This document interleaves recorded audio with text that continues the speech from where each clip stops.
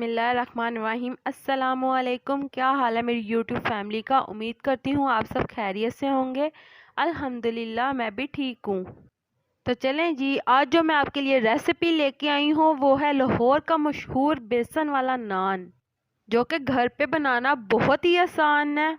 तो चलें जी, अपनी आज की रेसिपी की तरफ चलते हैं।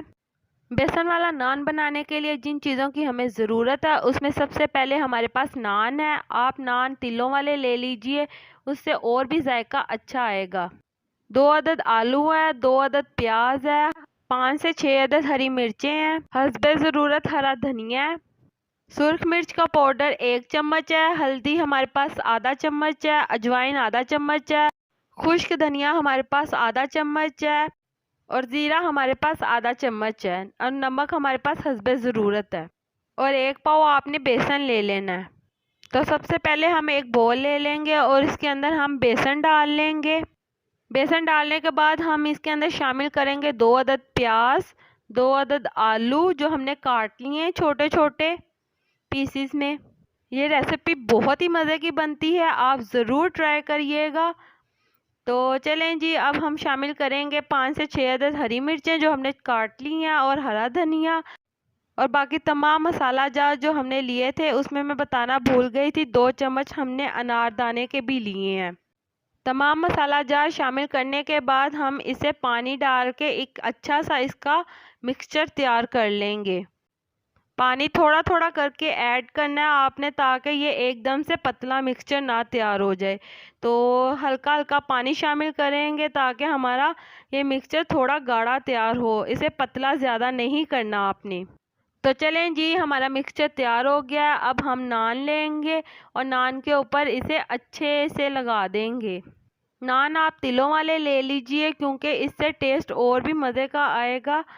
नान को अच्छे से बेसन का मसाला लगाने के बाद आपने एक प्लेट में पानी ले लेना है और इसके अंदर आपने नान को उल्टी साइड से रख देना है।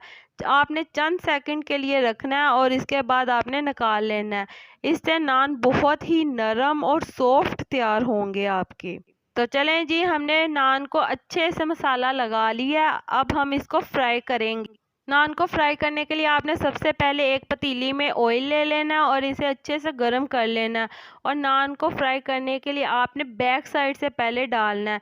अगर आप सीधी साइड से डालेंगे तो मसाला ऊपर से सारा उतर जाएगा।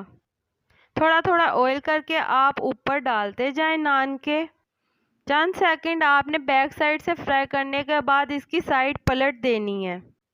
तो चलें जी, हमारा नान दूसरी साइड से भी पक गया और हम अब इसे निकाल लेंगे। तो इसी तरह मैंने बाकी के नान भी फ्राई कर लिए। उम्मीद करती हूँ आपको मेरी आज की रेसिपी बहुत पसंद आई होगी।